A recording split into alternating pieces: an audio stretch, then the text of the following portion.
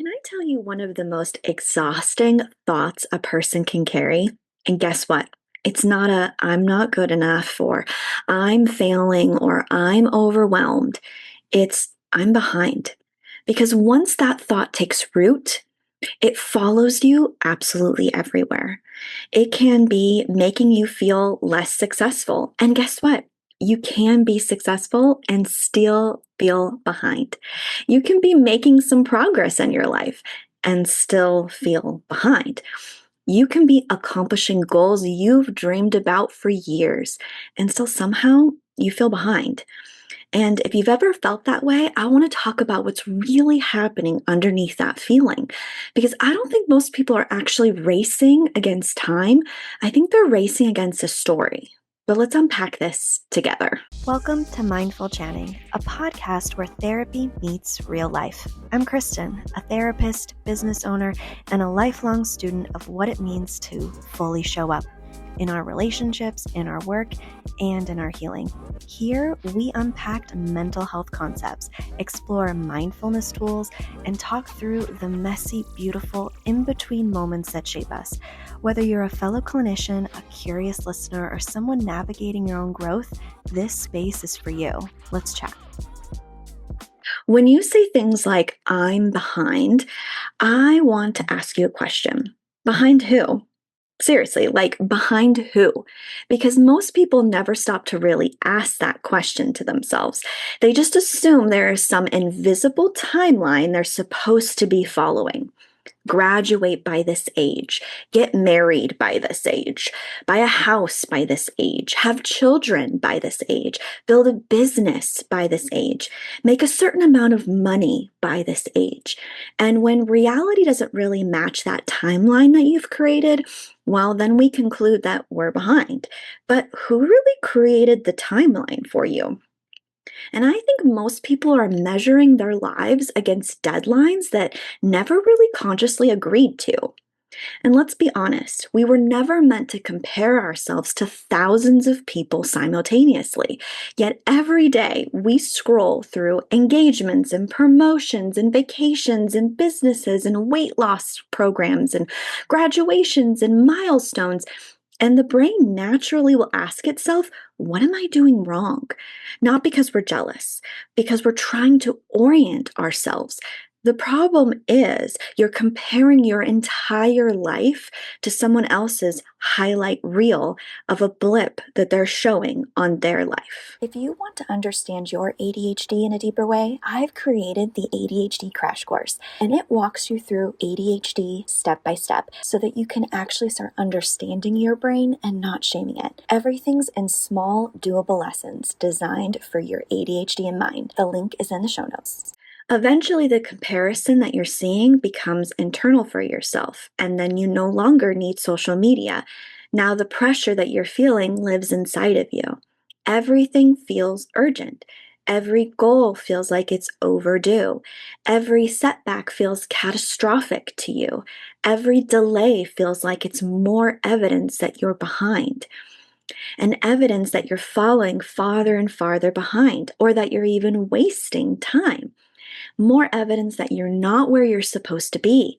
And suddenly, life stops feeling like something that you're living, and it starts feeling like something you're chasing for yourself. I want you to think about other things that you've done, because I think people don't show on social media when they're doing things later in life. So I'm almost 40, and I just started getting my PhD, or my PsyD really, but my doctorate degree. And guess what? I'm doing it later in life, and it's later than expected. I built my practice when I was in my 30s, not in my mid 20s. I didn't start having kids until my 30s, not my 20s. Internships and practicum sites were with younger kids, and I was double their age. I'm starting to make courses and things in my business, not right away, but later on when my business, maybe 5 to 6 years into it. I didn't start podcasting until later into my business. And I want you to think about that people may be sharing these highlight roles but you're not seeing how old they are, the journey that they had to go through, maybe the suffering and the sacrificing.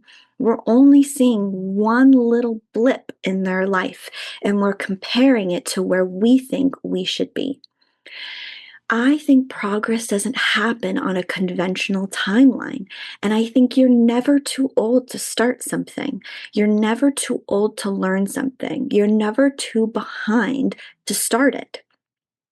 I think you need to connect with the idea of doing something instead of it being on a trajectory or a timeline that maybe you didn't even create for yourself. If you're listening to this and thinking, this is exactly what I struggle with, I want you to know that I built something specifically for you. The EF, or Executive Functioning Activation course, walks you through why task initiation feels so hard with your ADHD and how to actually get yourself moving without shame, pressure, or burnout. It's short, practical, and designed for ADHD brains, not productivity culture. If starting is your biggest barrier, this course gives you structure, language, and tools that actually work for you. You'll find the link in the show notes.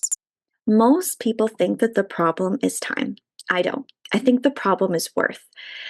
Because when people say I'm behind, what they're often secretly saying is I should be further along. And underneath that, if I were more capable, I'd be further along. And then underneath that, my worth is connected to the progress that I'm making. Now we're not talking about time anymore. We're talking about the identity of who you are. Feeling behind isn't always about time. It's about the belief that you're running out of your worth. When you constantly feel behind, everything becomes reactive. You stop asking, what do I want? And you start asking of what do I need to catch up on? You stop building intentionally for yourself and you start scrambling and running around. And you really stop enjoying the progress that you are making. You immediately move the finish line. Nothing feels enough because you're not actually pursuing any of your goals. You're pursuing relief, and relief never lasts. Now, let's play with a different possibility here. What if you aren't behind? What if you're simply on your own timeline? Not your friends, not your siblings, not your classmates, not the person you follow online, yours. What if the pressure comes from comparing chapters, not from reality? Because when you remove the comparison, something really interesting happens. You can finally see how far you've actually come. I think we often measure our progress through outcomes, income, degrees, relationships, accomplishments, but some of the biggest progress happens internally within ourselves, learning boundaries, learning self respect, healing our trauma, leaving unhealthy relationships, learning to trust yourself again. No one sees those things, but boy, do they count when it comes to our progress of where we're going.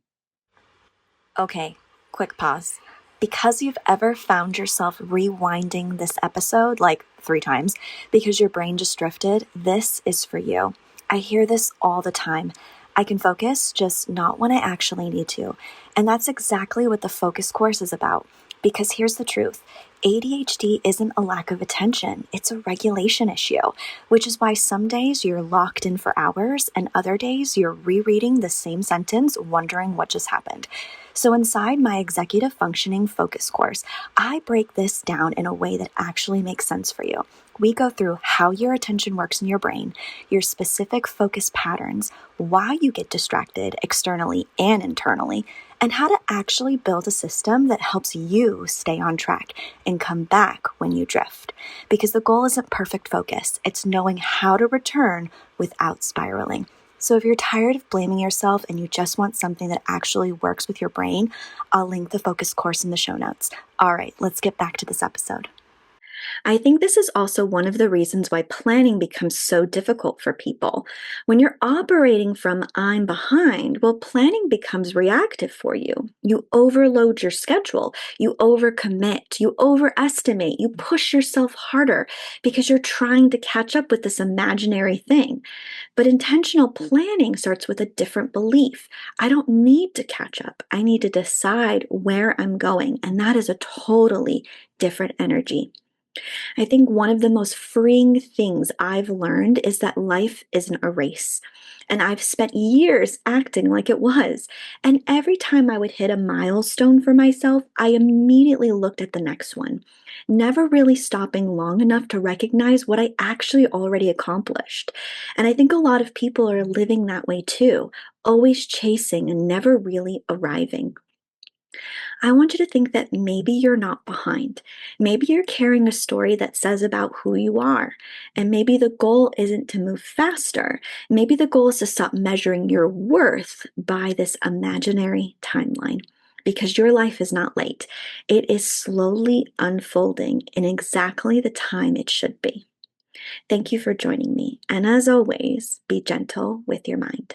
One more thing before you go, and this helps me personally staying present and grounded, which we all need, especially when your brain wants to spiral into disconnection. Me too. It's Brain FM. It's musically designed to help ADHD brains, well, really anyone's brain, focus, relax, or sleep, and I use it almost daily. If you want to try it, I've dropped my link in the show notes. And if you're looking for planning tools or ADHD-friendly resources, I'll keep a list of my favorite links in every episode.